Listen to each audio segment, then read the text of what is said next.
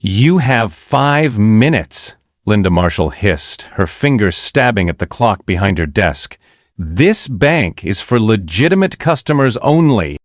The words sliced through the marble lobby of Pinnacle National Bank like a blade, polished and bright, reflecting centuries of exclusion and power. The casual cruelty of institutional racism disguised as customer service, a tone practiced over generations, landed squarely on Avery Johnson, a man who didn't just belong here but who built this very place. He froze mid-step, his tailored navy suit fitting perfectly, his polished shoes clicking softly on the marble floor that gleamed beneath the grand chandeliers. To outsiders, he looked every bit the confident executive he was, Harvard MBA, 30 years in finance, the architect of Pinnacle's rise from regional obscurity to national prominence. But to Linda, he was an interruption, a black man who didn't fit her internalized image of belonging. Linda's voice lowered, dripping venom masked in politeness. "I don't think you belong here." Her blue eyes darted around the lobby, quickly finding allies among her staff, customers hunched over their phones, pretending not to notice but glancing sideways, registering the tension. But what none of them realized, what even Avery couldn't have predicted, was that this moment of humiliation, streamed quietly from a bystander's phone, would ignite a national reckoning before the day ended. Across the room, Tyler Brooks, the new security guard in his crisp uniform, watched with conflicted eyes. Just 3 weeks on the job, eager to fit in, he recognized something wrong here. Something that tugged at a memory of his grandmother's warnings about the subtleties of racism that hide behind corporate smiles. Avery didn't move to the seating area Linda had pointed to near the loan application desks. Instead, he planted both palms firmly on her mahogany desk, leaning forward with an authority earned through decades of corporate battlefields. His voice dropped to a chilling calm. "I'm not here for banking services, Ms. Marshall. I'm here for executive business. Call Michael Barrett, now." Linda's fingers froze above her keyboard. She hesitated, and in that pause, history repeated itself. Prejudice versus power, politeness as a weapon, bias institutionalized in marble and policy. She smiled tightly instead, the corners of her mouth turning up as her eyes hardened. "I'm afraid Mr. Barrett is in meetings all day. Perhaps you can come back next week?" she said, her voice syrupy smooth, rehearsed for exactly this kind of confrontation. And yet, as she spoke, Avery felt his pulse slow, felt that old familiar burn of humiliation, of having to prove himself in spaces he built, rules he wrote, and teams he led. His jaw tightened, but outwardly his face remained impassive. Tyler shifted on his feet but stayed silent. He knew the script. He'd been brief in training: de-escalate, follow orders, protect the image of the institution. Still, he couldn't look Avery in the eye. And then it happened. Linda reached for her phone and without hesitation called security to the front. The words were crisp, clear, designed for plausible deniability. "We have a customer who refuses to comply with bank policy. Please assist them in leaving the premises." The next few minutes blurred into humiliation. Tom, the senior guard, approached Avery like he was a criminal trespasser. A plastic bin appeared on the desk, the kind used at airport security. "Sir, please empty your briefcase," Tom said, professional but cold. Phones throughout the lobby emerged, some recording quietly, others live-streaming the spectacle. One by one, smartphones captured the sight of a distinguished black man being subjected to suspicion, his belongings scrutinized before a passive crowd. Avery kept his movements deliberate. He opened his briefcase slowly, laying out documents, his iPad, business cards, all pristine, professional, unremarkable. The scene was absurd, yet no one stopped it. Linda watched, her smile unmoving. She gestured to Tom. "Also collect his access cards, standard procedure." The symbolism was unmistakable, stripping him of authority, identity, dignity. As Avery lifted the lanyard from around his neck, cameras captured the glint of metal, the reflection of overhead lights. A mirror held up to a society still comfortable with denying dignity based on color. Tyler finally spoke, almost whispering, "Shouldn't we check with Mr. Barrett first?" Linda turned, her voice sharp as glass. "We don't question Policy Officer Brooks." Tyler's face flushed. He stepped back, silent again. When Avery was escorted through the lobby, his head high, his spine straight, his walk became a march, every step heavy with history. The lobby, with its marble floors and grand chandeliers, bore witness as dozens of phones filmed his departure, their screens glowing like candles at a vigil. Outside, the morning light was sharp and clear, the wind from Lake Michigan cutting across his face as he stood alone on the sidewalk. Behind him, Pinnacle National Bank's doors closed with a pneumatic hiss. Business as usual resumed inside. Avery stood still. His hands trembled, not from fear, but fury restrained. And then, slowly, he reached into his coat pocket, pulled out his phone, and made the first call. "Judge Morgan, it's time." Inside Pinnacle National Bank's gleaming lobby, the atmosphere shifted the moment Avery Johnson stepped out into the Chicago morning air. The doors had barely whispered shut before the tension that had held everyone in place began to ripple beneath the surface, a crack forming along the marble floor that no one could ignore. At her desk, Linda Marshall smoothed her blazer, adjusted a stack of perfectly aligned folders, and forced a smile toward the next customer. But even as she performed these rehearsed gestures, her gaze flicked toward the entrance, toward the spot where Avery had just been escorted out. Something trembled at the edge of her polished composure, a flicker of doubt that she quickly suppressed.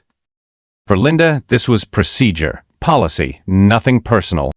But across the lobby, behind a bulletproof glass partition, Emily Parker sat frozen. Her fingers hovered above the keys of her teller terminal, unmoving as she replayed every detail of what she had just witnessed. Emily had admired Avery from afar since the day she started at Pinnacle 6 months earlier. She knew him not just as a name on policy memos or a face in glossy corporate photos, but as a presence, a leader whose reputation for grace and brilliance was whispered about in backrooms and breakrooms alike. He had always treated her with an easy respect, his greetings warm, his advice encouraging.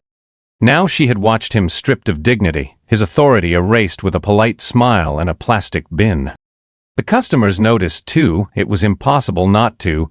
Eyes darted nervously around the lobby. Hushed conversations began near the coffee station. A middle-aged couple whispered behind the shelter of a loan brochure, their brows furrowed. A college student sitting in the waiting area tapped on her phone, then lifted it discreetly to capture a final image as Avery exited. But it was Tyler Brooks who felt the deepest unease. In his security uniform, he returned slowly to his post, but the weight of his badge felt heavier than ever. He replayed the moment when he had hesitated, when he had suggested they check with Michael Barrett, the regional director, and how Linda's sharp rebuke had silenced him. His heart pounded as he watched Linda briskly return to her computer, her fingers clicking out an email. He knew what she was writing before the first words appeared on her screen. The official incident report, the narrative that would document what had just happened, filtered, edited, sanitized. And false. From the corner of his eye, Tyler could see Tom, the older security guard, leaning on the counter, his expression unreadable. But Tyler caught something, a downward cast of the eyes, a quick rub of the temple, the subtle gestures of a man wrestling with discomfort and complicity. Somewhere in the back offices, phones began to ring, regional managers calling in perhaps. Already the rumors were moving faster than official memos. Emily could feel it too. A shifting energy, an unspoken acknowledgement that something about today was different. This wasn't a disruptive customer arguing over fees. This wasn't a routine escalation. This was humiliation, live-streamed. Her phone buzzed softly in her pocket, a notification from a social media platform, something happening at Pinnacle Bank downtown. The post already had hundreds of shares. A chill ran through her as she opened the app. There, on the screen, was Avery's face, still composed, still dignified, but framed by the hands of security guards leading him to the door. Her thumb hovered over the share button. Her breath hitched. She lowered the phone. She couldn't. Not yet. But her mind raced. Did she have a choice? Was silence still safe? Or had silence just become another form of complicity? Linda's voice, sharp and precise, cut through her thoughts. "Emily, would you mind stepping into my office after your next break? Just a quick chat about this morning's incident." The words were pleasant enough, but Emily heard the subtext loud and clear. Across the lobby, Tyler watched the interaction with growing disquiet. He tapped his radio but didn't speak. Not yet. In a back conference room on the 19th floor, Michael Barrett leaned back in his leather chair, his fingers steepled under his chin. The conference call he was on was muted for the moment, but the voices of corporate attorneys droned in the background. His assistant had just slipped a printed screenshot onto his desk, a grainy freeze frame of Avery standing at the reception desk, security guards flanking him, his briefcase open on the counter. Dozens of smartphones capturing the scene from multiple angles. Michael's jaw tightened as he studied the image. He could already sense what this might mean. He had thought Linda's plan was bold but necessary, a way to manage Avery's influence, to take control of the shifting power dynamics in the upper ranks before they threatened his own carefully curated career. But now the narrative was slipping beyond their control. His phone buzzed with another message. "Sir, we're trending online." Two simple words, but their weight was seismic. Across the city, across the country, strangers were already shaping this story into something larger, a symbol of corporate racism, an example of exclusion and humiliation wrapped in marble and brass. Michael toggled back to the muted conference call. Legal counsel was outlining potential liabilities. The phrase reputational risk had come up 5 times in as many minutes. In the lobby, the cracks continued to widen. Emily took a slow breath. Tyler tightened his grip on his belt. Even Tom, the veteran guard, shuffled his feet uneasily. And yet behind her polished desk, Linda Marshall sat straight-backed, typing away, secure in the belief that she had managed the morning perfectly. But what none of them knew, what even Avery himself could not have predicted, was that this morning's humiliation was already snowballing. That across the street, in a parked black Tesla, Avery Johnson sat with his phone open, preparing his next move. The sting was beginning. Every camera angle, every hesitation, every act of dismissal and cruelty had been documented. This wasn't just going to be a PR scandal. It was about to become an institutional reckoning. Inside the sleek interior of his black Tesla, parked just beyond the shadow of Pinnacle National Bank's grand facade, Avery Johnson exhaled slowly. His reflection stared back from the glossy dashboard screen. A man who just an hour ago had been humiliated in the lobby of the very institution he had helped build, publicly diminished by those who thought they could erase him with policy and politeness. But Avery had known this day might come. In fact, he had prepared for it. His hands no longer trembled. The tremor that rippled through him outside the bank had transformed. Fury cooled to calculation. His mind was clear now, sharper than ever. He tapped the phone icon on the touchscreen. The first call was already pre-programmed. Judge Helen Morgan.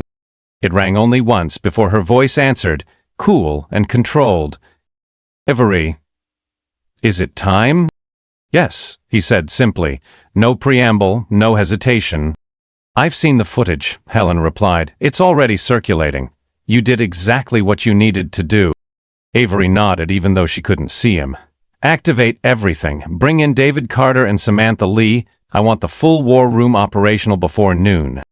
Helen didn't miss a beat. "Consider it done. I'll meet you at Carter's office." The call ended, but the gears were now in motion. Gears that had been lubricated over months of painstaking preparation. Avery had long suspected that something rotten lay beneath the polished surface of Pinnacle National Bank.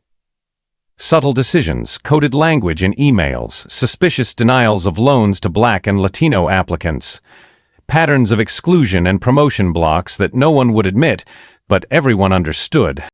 He had spent months gathering proof, every document, every policy, every whispered complaint from employees who lacked the power to speak up.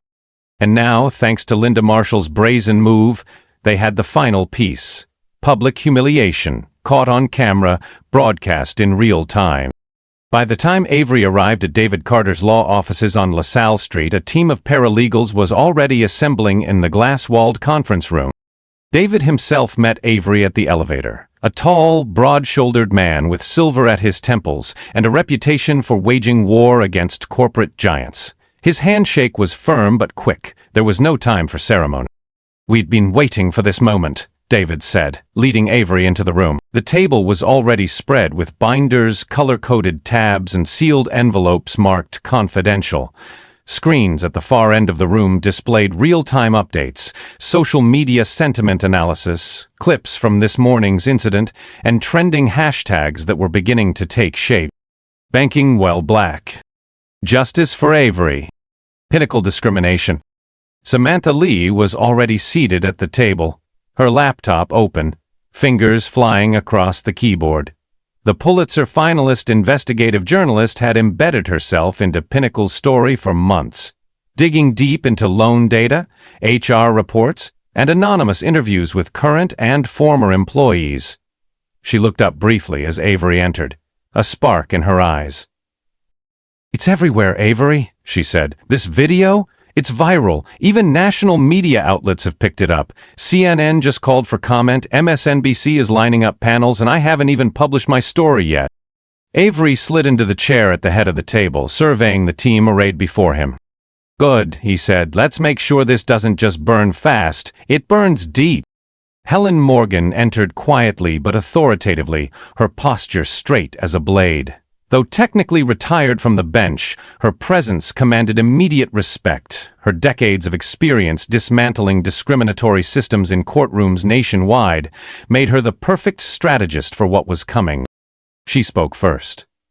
"The evidence you've gathered over the last 6 months is airtight.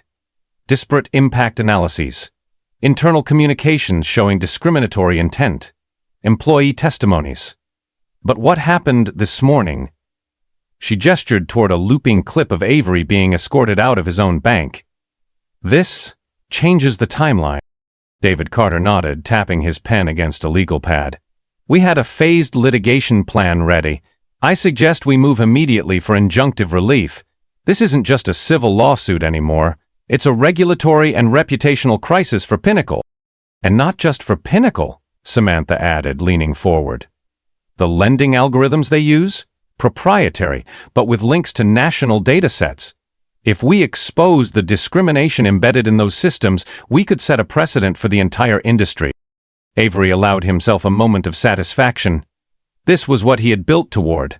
Not revenge, but reform. His phone buzzed again, a text message from an unknown number, but the sender was immediately familiar. "Mr. Johnson, this is Emily Parker from the branch. I saw what happened today. I know, more than I can say in public. Please call me. I want to help." Avery read the message twice. He looked up at his team. "We have our first whistleblower." Helen's eyes gleamed. "Good. We need more like her." Baby tapped the table. "The FDIC has been waiting for our call. EEOC, too. The DOJ will pay attention if we package this properly." Samantha smiled grimly. "And once I hit publish, the court of public opinion will do the rest." On the far wall, the social media dashboard updated again. The hashtag banking while black surged past 100,000 mentions. Avery leaned back in his chair, staring at the screens, feeling the tide turn. His humiliation this morning hadn't broken him. It had catalyzed everything he had prepared. The bank that thought it could eject him quietly had just summoned a storm. He would no longer fight alone.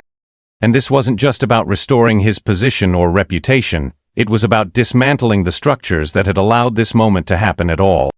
Avery's voice was calm but resolute as he spoke to his assembled team. "By the end of today," he said, "Pinnacle National Bank won't just face a PR crisis. They will face federal scrutiny, legal intervention, and a reckoning they cannot contain." The team nodded, their focus absolute. Outside the conference room windows, Chicago shimmered in the midday light, its glass towers reflecting the weight of history and the promise of change. Inside, Avery Johnson, the man they had tried to erase, was writing a new chapter. In the cool, dim quiet of his corner office, Michael Barrett watched the storm gather. The blinds were half drawn, muting the late morning glare that bounced off Chicago's steel skyline, but nothing could dim the glow of the screen before him, footage from that morning's debacle looping endlessly on social media feeds. Avery Johnson, dignified yet cornered. Linda Marshall, at her desk, smiling the brittle smile of corporate contempt. Security guards escorting Avery past indifferent customers, their phones lifted, their screens alive. Michael swore under his breath. The incident was escalating faster than he could have imagined. He had authorized Linda to manage Avery's return discreetly, to ease him out quietly before his influence in the boardroom could threaten the merger deal he was working on with out-of-state investors. It was supposed to be clean. Instead, the entire internet was watching, dissecting, commenting, judging. His phone vibrated again, a message from the board chairman. Michael, urgent, get ahead of this. I want a full incident report by 2:00 p.m. Call me immediately after. Linda Marshall appeared in his doorway before he could respond. Her composure was impeccable as always, fitted navy blazer, pearl earrings, not a hair out of place. But Michael could see it in her eyes. A tightness, an edge of panic, carefully disguised. Michael, she began without waiting for an invitation. This is spinning out of control. We need to lock this down, immediately. Michael gestured to the two leather chairs opposite his desk. Close the door, Linda. She obeyed and sat stiffly, crossing her legs precisely at the knee. Tell me everything, he ordered. No corporate speak, no polish. What happened this morning? Linda's voice lowered. I did exactly what we discussed. Avery showed up unannounced. I applied policy. No appointment, no access credentials updated in the system. Security followed protocol. And you humiliated him in front of half the city, Michael snapped, stabbing at the tablet on his desk. It's all over the news. Trending globally, Linda. They're calling it banking while black. Do you have any idea what that means? I know how to manage this, Linda said quickly, her confidence a little too rehearsed. We draft a formal statement citing security procedures, stress our commitment to diversity and inclusion, highlight our minority lending initiatives, throw some metrics at the press, and weather the storm. Michael shook his head. That won't cut it. We have regulators calling. The FDIC, the OCC, even the DOJ's Civil Rights Division has requested a briefing. This isn't just a bad headline. It's a regulatory nightmare in the making. He leaned forward, lowering his voice to a near whisper. And Avery isn't some mid-level manager. He's a known quantity, respected, connected. Linda's fingers tapped nervously against her notepad. I didn't expect him to escalate this quickly, she admitted. But we still have options. Damage control. Michael stood abruptly and moved toward the window, staring out over the city. Tell me about the files, he said quietly. The ones you compiled on him, the justification for today's action. Linda hesitated. They're incomplete, she confessed. But we can finish assembling a case file this afternoon. We can cite irregularities, maybe insinuate instability or unprofessional conduct. Michael turned sharply. Fabricate grounds, you mean? Linda met his gaze squarely. We protect the institution, she said. That's the job. Michael nodded slowly. Her ruthlessness was why he had trusted her to handle this in the first place. But even he could feel that they were on the precipice now, leaned too far into deception, and they risked digging a grave instead of a foxhole. The intercom buzzed. His assistant's voice was taut. Sir, reporters are downstairs, and Mr. Johnson's legal team just served us notice. They're demanding preservation of all internal communications related to Mr. Johnson's employment status and any discussions regarding branch security policies. Michael closed his eyes briefly. The preservation notice was a warning shot. It meant Avery's team already had a litigation strategy. They were prepared to demand discovery. Emails, memos, texts, everything. Linda stood, her mask of control slipping just a fraction. Michael, we need to get ahead of this before employees start talking. There are always leaks. Michael's mind raced. He could feel control slipping. He needed to contain this. Neutralize Avery's narrative before it consumed them. Contact our HR director, he instructed. Prepare messaging to employees, internal memo, all-staff town hall, whatever it takes to keep them quiet. And the media? Linda asked. I'll handle that, Michael said grimly. We go on offense. Frame Avery as disgruntled, unstable. Paint this as a misunderstanding. We emphasize our decades-long commitment to equality. Linda nodded quickly, almost too quickly. But Michael could see it in her posture. Fear. Neither of them had expected the ferocity of Avery's response, or the speed with which public opinion was turning. As Linda moved to the door, Michael stopped her. One more thing, he said, his voice low. If there are skeletons, any other incidents in this branch or others, find them and bury them. Linda hesitated for the briefest moment, then nodded again and left. In the empty silence of his office, Michael turned back to his window. Across the street, in Carter & Associates' conference room, he could see a group of people gathered around a table, laptops open, heads bent in discussion. And at the head of that table sat Avery Johnson, focused, plotting the destruction of everything Michael and Linda thought they controlled. Michael's pulse quickened. He poured a measure of bourbon into a glass on his credenza, his hands not quite steady, and downed it in a single swallow. Outside his office, the staff buzzed nervously. Everyone sensed something was wrong, even if they didn't yet understand how wrong. And deep in his gut, Michael Barrett knew this wasn't just a reputational crisis anymore. It was the beginning of a reckoning. The atmosphere inside Pinnacle National Bank was shifting, subtle but undeniable. The marble floors gleamed as always. The air still carried its manufactured chill of corporate sterility, and customers still waited patiently in neatly upholstered chairs. But beneath the surface, the staff felt it, cracks spidering through the facade, a collective awareness that something profound had happened this morning, and it wasn't over.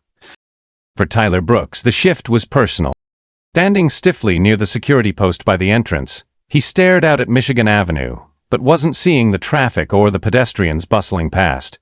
He was replaying the moment, his hesitation, when Linda Marshall had shut him down with 5 sharp words. "We don't question policy, Officer Brooks." Her voice echoed in his mind like a gavel striking wood. He'd done what he was trained to do. He followed orders. He kept the lobby calm, professional, respectful at least on the surface, but nothing about what he had done felt right. And now, the video. His phone vibrated constantly in his pocket with texts from friends and cousins who had recognized him on the live streams now circulating everywhere. "Ty, that was you, right? Man, are you okay? Bro, what really happened? Looked messed up. Tell me you didn't just help them throw out your own CEO." The shame burned under his skin as potent as fire. At home, his grandmother's voice haunted him too. "Tyler, dignity doesn't come from the uniform you wear. It comes from what you stand for while you're wearing it." But this morning he hadn't stood for anything. Emily Parker felt no better. From behind her teller window, she served customers with polite efficiency, smiling automatically, printing receipts, answering balance inquiries, but her heart raced with guilt. She had watched Avery Johnson be publicly humiliated in a place that displayed his photograph on the employee achievement wall just a few feet behind Linda's reception desk. Her fingers trembled as she counted out $20 bills for a withdrawal. The customer, an older black woman in a simple wool coat, met her gaze for a brief moment, eyes dark with recognition. Neither spoke of it, but both understood what had happened here today. When the woman turned to leave, Emily's hand reached instinctively for her phone again. Her thumb hovered over the message she had sent hours earlier. "Mr. Johnson, this is Emily Parker from Pinnacle. I saw what happened today. I know more than I can say in public. Please call me. I want to help." No response yet. Her pulse quickened. What if corporate tracked that text? What if Linda or Michael saw it? What if... She inhaled deeply, pushing back a surge of fear. She wasn't just a scared teller anymore. She was a witness. And maybe a whistleblower. In the break room, Tyler and Emily crossed paths for the first time all day. The television mounted in the corner played muted news footage of Avery Johnson's removal from the bank, overlaid with scrolling captions. "Discrimination allegations at Pinnacle National Bank. Breaking news." Emily sat at a table clutching her coffee cup with both hands, her face pale and taut. Tyler hesitated in the doorway, his badge glinting dully under fluorescent light. Their eyes met. Neither spoke for a long moment. Then Tyler pulled out the chair across from her and sat heavily. "I can't stop thinking about it," he said finally, voice low, almost ashamed. "The way she smiled, like she enjoyed it." Emily nodded tightly. "Me too. I was standing right there. I could have said something. Anything." His shoulders sagged. "We both could have." The silence between them wasn't awkward, it was heavy, weighted with the burden of complicity. Emily set her cup down slowly. Her voice barely rose above a whisper. "I sent him a text." Tyler blinked. "Avery?" She nodded. Tyler let out a breath. "What'd you say?" "That I wanted to help, that I saw everything," she said. He leaned back in his chair, rubbing his hand over his face. "I don't even know what to do. If I speak up now, that's my job. That's my benefits, my health insurance. I'm still on probation." "I know," Emily whispered. "Me too." But neither moved to leave the table. The door swung open suddenly and Linda Marshall herself walked in, impeccably composed, her usual thin smile firmly in place. Her eyes swept over them like a searchlight. "But, Tyler, Emily, just the two people I wanted to see," she said with false warmth. They both froze. Linda set a manila folder on the table between them, her manicured fingers tapping its edge. "I'm drafting a statement for staff to circulate internally regarding this morning's unfortunate misunderstanding," she said smoothly. "We're all expected to support the company's position publicly. Social media activity will be reviewed. Cooperation is, of course, a condition of continued employment." Her words were honey, but her tone was steel. Neither Tyler nor Emily spoke. Linda's smile never wavered as she added, "We appreciate your loyalty." Then she turned sharply and left, leaving behind the faint scent of expensive perfume and an air of suffocating threat. Emily's hands trembled slightly as she touched the folder's cover. Inside would be the script, the corporate narrative they were expected to memorize, repeat, and endorse. Tyler stood abruptly. His jaw clenched as he stared at the closed door. "Emily," he said quietly, "we're part of this now, whether we like it or not." She looked up at him, her fear mingling with a flicker of something else, resolve. "I know," she replied. Across the street, inside David Carter's law office, Avery Johnson reviewed the text from Emily for the third time. His phone buzzed again, another message, this time from a number he recognized as Tyler Brooks's. "Mr. Johnson, I need to talk. I can't stay quiet." Avery's lips pressed together into a grim smile. The cracks inside Pinnacle National Bank were widening, and now the first voices of conscience from within its walls were beginning to rise. His legal team was almost ready. But now he had something even more valuable than documentation, strategy, or public outrage. He had witnesses. By late afternoon, the momentum had shifted entirely. What had begun as a quiet humiliation, one man escorted out of a marble lobby, was now a full-blown institutional crisis. David Carter's war room buzzed with quiet intensity. Paralegals scrolled through mountains of internal Pinnacle National Bank documents, each one flagged, highlighted, and cross-referenced against discrimination statutes. On the giant monitor at the far wall, a live ticker showed mentions of banking while black crossing 1 million. A staggering figure that would have made most corporations buckle under the weight of public shame alone. But this wasn't just about public relations anymore. It was about power, law, and justice. At the head of the table sat Avery Johnson, calm and steady, reviewing deposition outlines with Judge Helen Morgan seated to his right. His mind worked like a chess master, seeing the whole board, moves unfolding far beyond the immediate crisis. Tyler Brooks's text from earlier that afternoon still glowed on his phone. "I can't stay quiet anymore." Moments later, Emily Parker had followed up. "Ms. Johnson, I've kept copies of emails. I want you to have them. Whistleblowers inside the belly of the beast. Proof that Linda Marshall and Michael Barrett's house of cards was trembling." At precisely 5:45 p.m., as commuters rushed toward trains and buses, 3 black SUVs rolled up outside Pinnacle National Bank's glass facade, their arrival silent but undeniable. Reporters clustered near the front doors, camera crews jockeying for position. This wasn't just a scandal anymore. It was an event. The crowd parted as Avery stepped out from the lead vehicle. No longer the man quietly humiliated that morning, but now the face of an unfolding national movement. His suit was immaculate, but he wore no tie today, a subtle but deliberate choice signaling strength without apology. His expression was serene but resolute. Behind him strode David Carter, his briefcase gleaming, followed by Judge Helen Morgan, whose every step radiated quiet legal authority. Samantha Lee trailed just behind them, phone in hand, already coordinating with national media outlets for live interviews as soon as the press conference began. The glass doors hissed open automatically. Inside the lobby, silence fell as the crowd turned. Linda Marshall stood rigid at the reception desk, her face pale beneath carefully applied makeup. Her eyes widened just slightly as Avery crossed the threshold, flanked by attorneys, trailed by cameras, followed by history itself. At his side, David Carter spoke smoothly to the startled security guards at their post. "We are here to execute a legal hold notice on behalf of our client, Mr. Avery Johnson, the owner of this institution." Linda's head snapped up. Michael Barrett was descending the grand staircase, his phone pressed to his ear, barking orders at legal counsel who were running out of words and options. Avery's gaze met Linda's. No anger, no vengeance, only clarity. "Good evening, Ms. Marshall," he said softly, pausing just long enough to ensure every camera caught the moment. "I believe you know why I'm here." Her mouth opened but no sound came. Tyler Brooks stood near the elevator bank, frozen as he watched Avery reclaim the space that had once rejected him. But as their eyes met, Avery gave the smallest nod. An acknowledgement. A silent promise that Tyler's conscience had mattered. Emily Parker emerged from behind her teller window, clutching a manila envelope.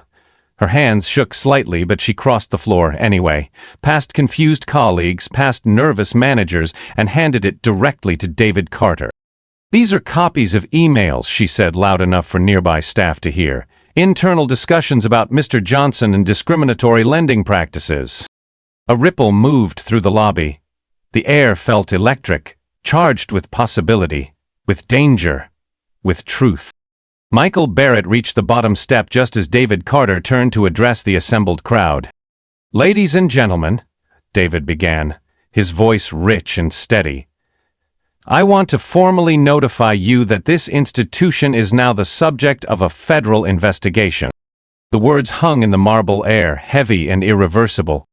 "On behalf of Mr. Johnson, controlling owner of Pinnacle National Bank, we are executing a litigation hold to preserve all evidence of systemic discriminatory practices, retaliation, and civil rights violations." Gasps echoed through the crowd. Several employees pulled out their phones, some recording, others texting news to colleagues on other floors. Behind the cameras, journalists barked questions, microphones thrust forward. Michael Barrett stepped forward, forcing a smile. "This is highly irregular," he said tightly, "and frankly unnecessary. We're cooperating fully with—" Avery raised his hand gently, stopping him mid-sentence. "Mr. Barrett," he said quietly, "this morning you allowed your management team to eject me from this lobby as a trespasser. This evening, I return, not as a trespasser, but as the owner." His voice, though soft, carried across the lobby, magnified by the hush that had fallen over the crowd. "And tomorrow," Avery continued, "I will return as your CEO." Linda's face drained of color. Tyler Brooks felt something rise in his chest. Relief, pride, perhaps even redemption. Emily Parker's lips trembled, but she held her ground, standing taller than she had all day.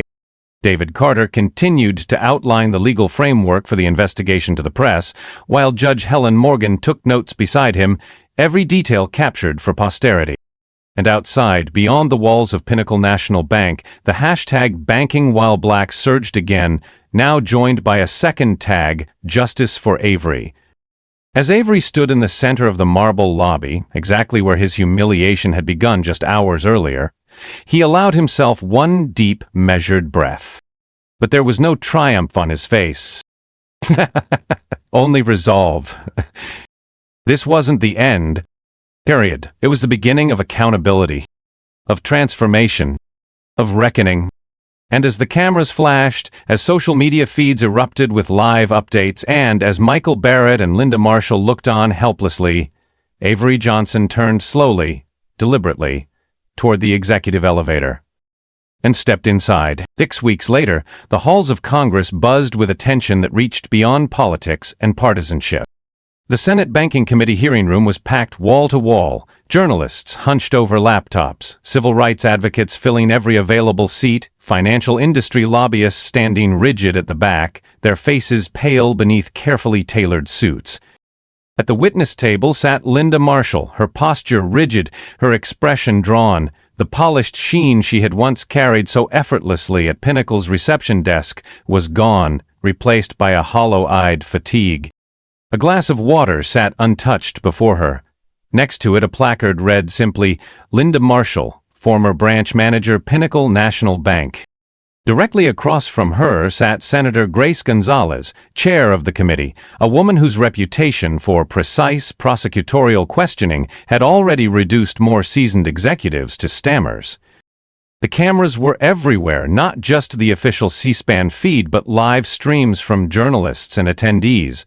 The eyes of a nation followed every moment. Avery Johnson watched from the gallery, seated quietly between David Carter and Judge Helen Morgan. He did not speak. He did not need to. His very presence was enough. Senator Gonzalez began without preamble.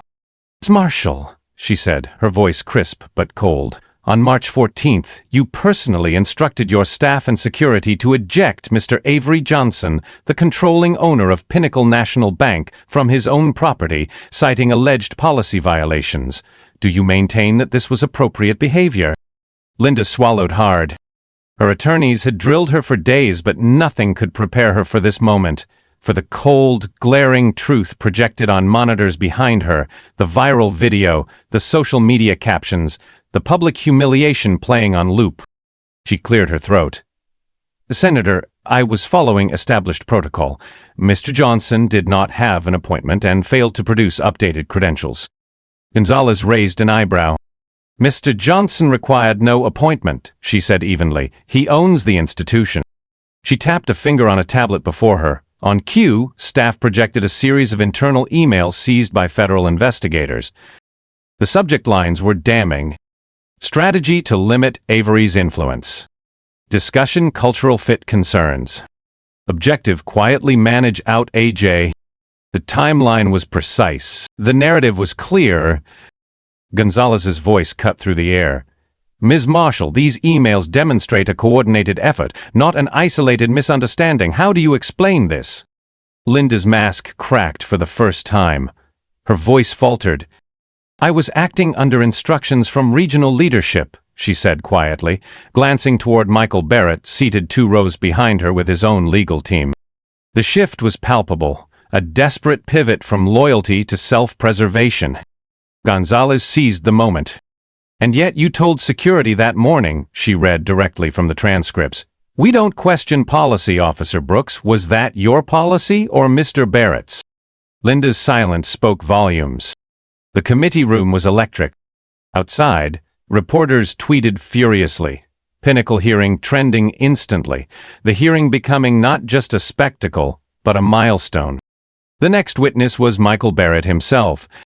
As he took the stand, Gonzalez's tone sharpened. "Mr. Barrett, you were recorded praising Ms. Marshall's handling of the situation that morning, calling it well managed in your private communications.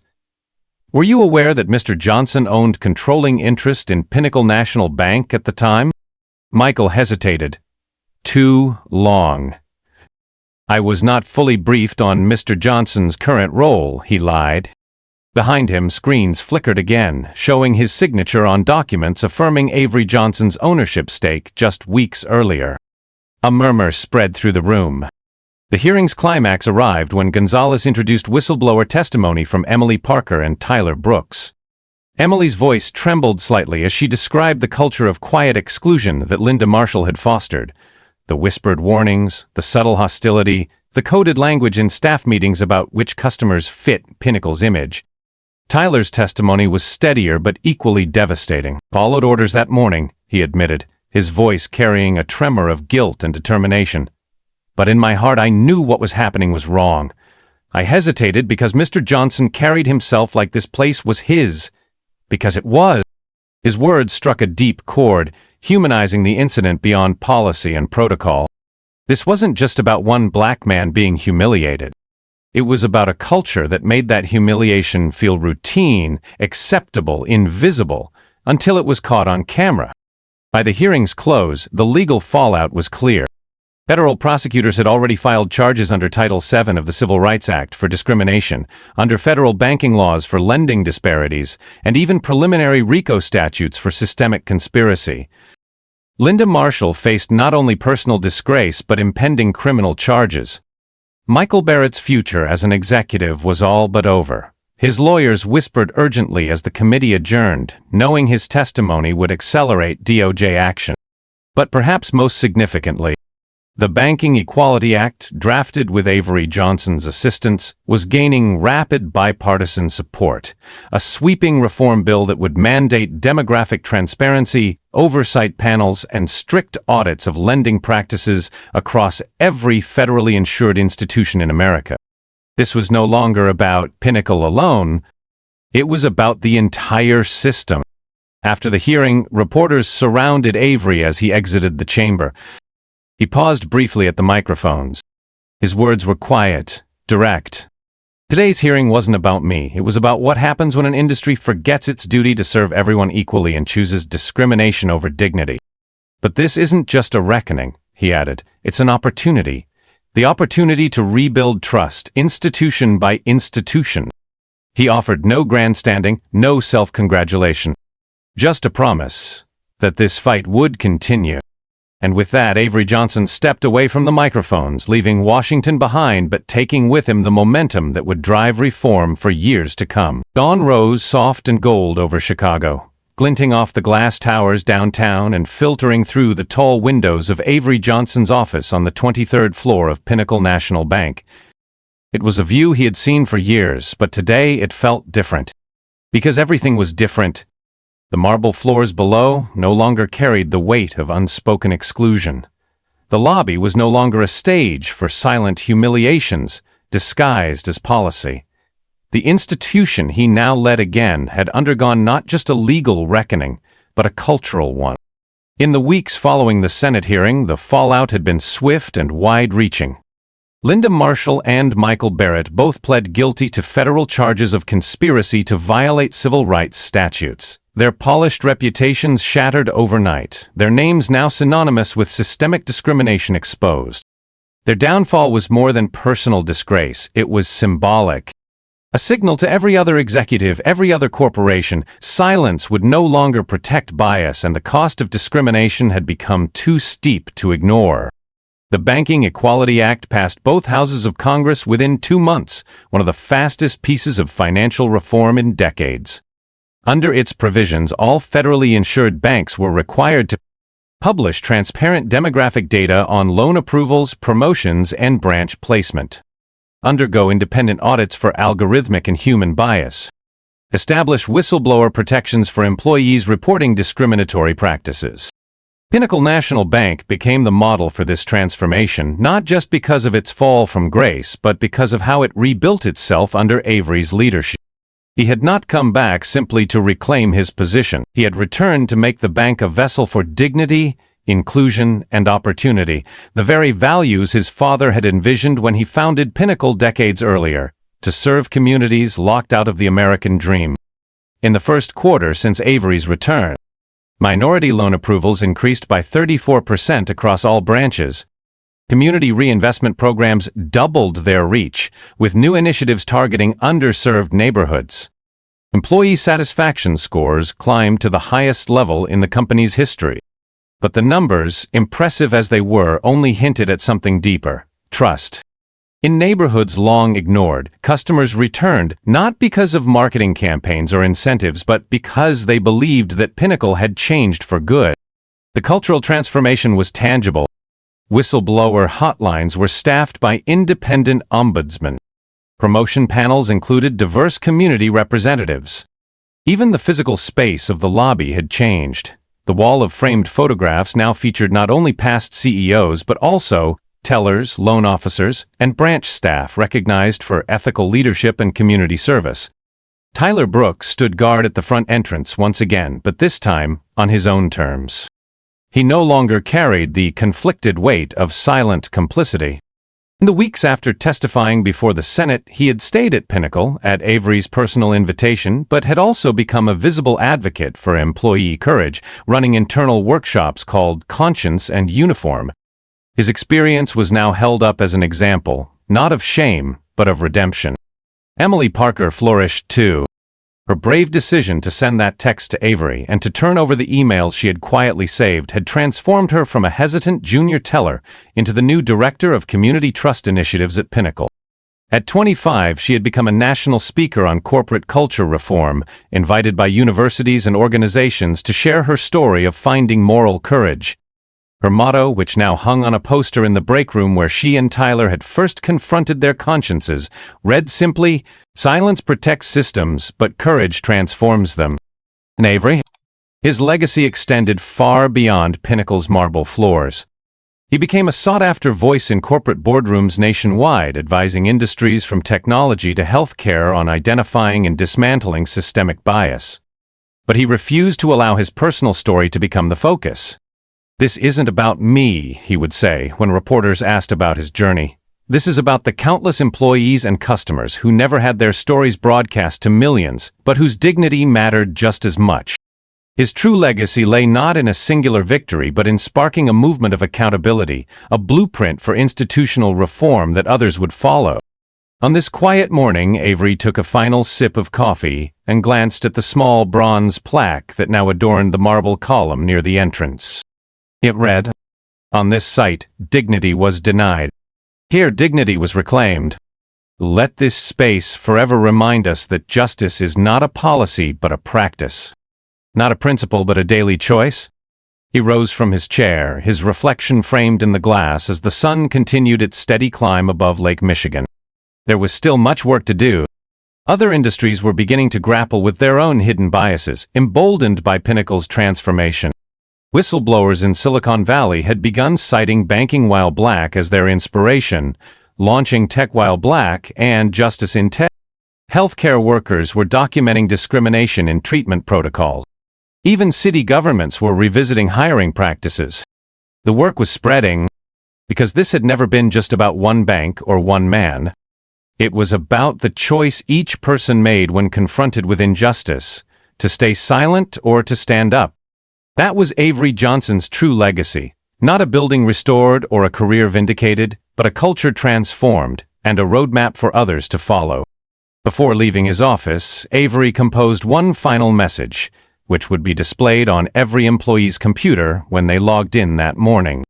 "Dignity denied to one diminishes all, but courage shown by one can lift us all." As he stepped into the elevator, the marble lobby below already alive with customers and staff, diverse, smiling, confident, Avery felt a quiet satisfaction. His humiliation had sparked a reckoning. But that reckoning had blossomed into something greater, renewal. A legacy not of revenge but of reform. And the assurance that this place, his place, would never again forget who it served or why it mattered.